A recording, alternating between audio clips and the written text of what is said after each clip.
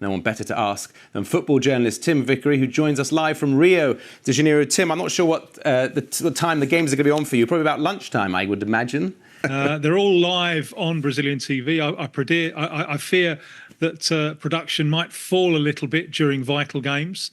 But there you have it. Yeah. The question now is how we fix it. Jonah Fisher, BBC News.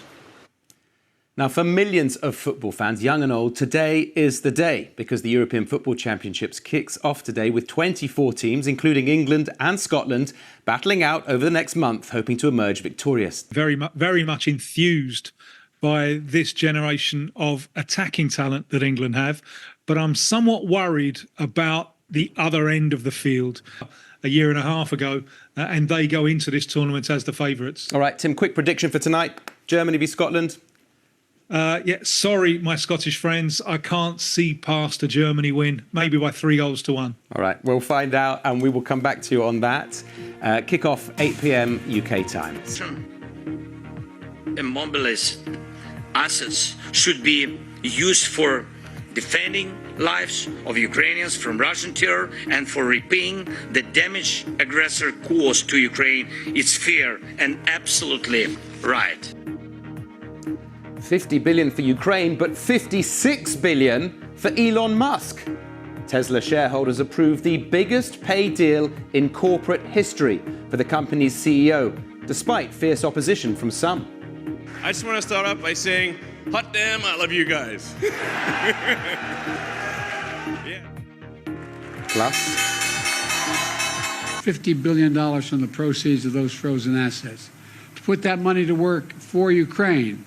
Another reminder to Putin, we're not backing down. In fact, we're standing together against this illegal aggression. I just want to start off by saying, hot damn, I love you guys.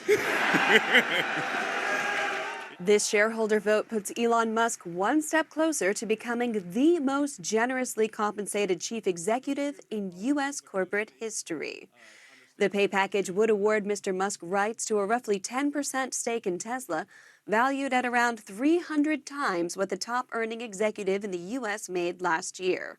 Now, to Germany, where, as you've been hearing, the UEFA Euro 2024 tournament kicks off tonight when Scotland take on the hosts in Munich. As well as footballing glory, many in Germany are also hoping to score a boost for the economy, which has been struggling to emerge from a recession.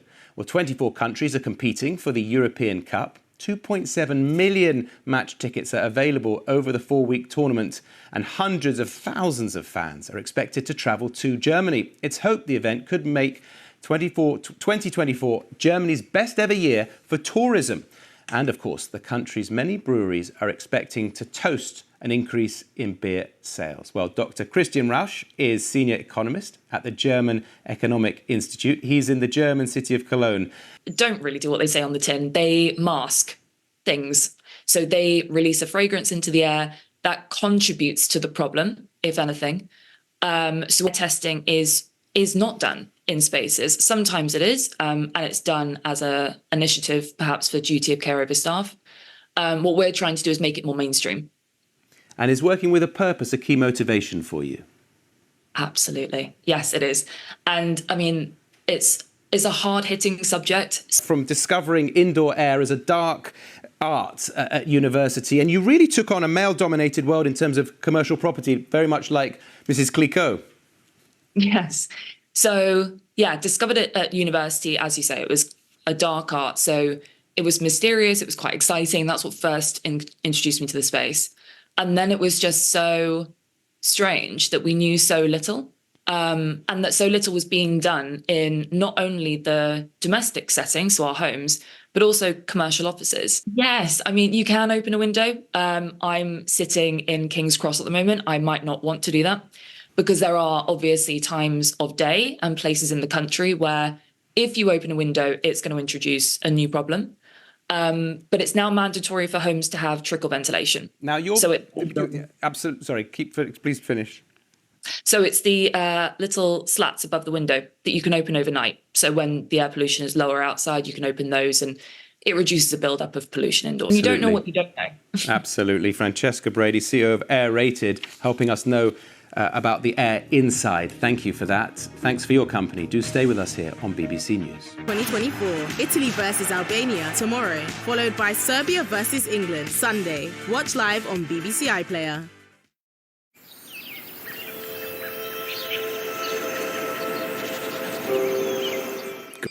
Finds him again, John McGinn! Come and celebrate our 10th birthday. The Great British Sewing Bee could... Bellingham came. What a ball to save! 6,000 times by English water companies in 1 year. Good morning. Small arriving here by any means possible, some of them flying in and out. We've spoken to fans who've arrived here from Australia, and as we'll see in a moment, one fan who has even walked here all the way from Hampden Park. They wanted to be here. They didn't want to miss this moment in what is going to be a huge night in the history of Scottish football. As Jane Dougal now reports. This tournament, we're proud that we've achieved something a little bit more special in regards to Scottish football. A win or even a draw may be a pipe dream, but it's not the dog in the fight, it's the fight in the dog. Jane Dougal, BBC News, Munich. Yes, that rallying cry from Captain Andy Robinson, almost as loud as the bagpipes itself. He said himself, leave nothing out there tonight, as has their manager Steve Clarke. His mantra being respect everybody, fear no one, and they'll need to do that, won't they, against the hosts Germany tonight. This place was a sea of blue and tartan yesterday, and it will be again today as those Scotland fans gather again for what is not just a huge day for them, but a huge day for the players and Scotland as well, ahead of kick-off as we edge ever closer to that big game tonight. Naga. Yeah, many counting down the hours, John. Thanks so much. We'll see you soon.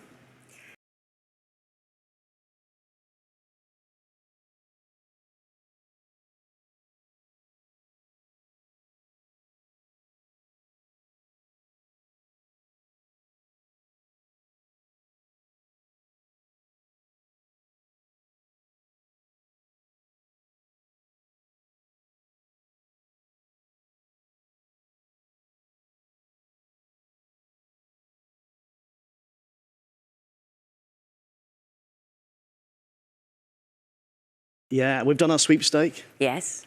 Hungary, Netherlands, Switzerland, so not too bad. I'll tell John who we got at the moment. Ben got Spain, Matt got... Austria. He was very happy with that. Yeah, I'm happy. But I tell you what, I was there the last time Scotland fans were in. I've never forgotten that. And I tell you what, if you want a set of fans to help kick off a tournament, it is the Scotland fans. Oh, they're famous wherever they go, and they really are making Munich their home. They're calling... OK, in a quieter square this morning, John, as you'd expect, the night after what was a huge party, reading some 100,000 Scotland fans, drinking some bars dry. You have to admire their stamina, but this was the day before the tournament actually started and before this first match tonight. Yes, good morning, Mike. You can understand why they're enjoying themselves, can't you? This doesn't happen very often, seeing your nation play at a major tournament, but I think we've been speaking to some Scotland fans who have already roused themselves this morning, and they are hopeful, realistic, let's say. It doesn't come much tougher than playing Germany, does it, the hosts, in the opening match tonight. But all of the fans will say the same thing. They absolutely trust manager Steve Clarke. So calm, so relaxed in the lead up to this tournament, and the players, I think, are ready. And there is this talk about making it out of the group, something up the numbers. That is the ambition. They would love to make it out of the group, and there is no reason why they can't do. If they are to get one in the group stage, might not come against Germany tonight, but if they are to pick up the points, then it might come later on. The sort of Scottoberfest that's taking place there. It has felt like a festival at times, Mike. Who won this tournament back in 2016? They didn't win a single group game on their way to lifting the trophy. I'm sure that won't be lost on Scotland. I like that stat. Today. That's good. By the way, in our sweepstake this morning, it was all fair and judged, official. You got Slovenia in England's group, of course. Yeah, not Can bad. I also England point kick off out on Sunday, by the way. We should have another sweepstake. We should have another sweepstake about trucks that arrived during John's live right on cue. elements, because sure enough, there's another truck. Over the other shoulder. There is. Other shoulder. There is. Still standing, though, Charlie. That's good. Yeah, it's got scaffolding flags on, I think, that one. Thanks, John. Speak later.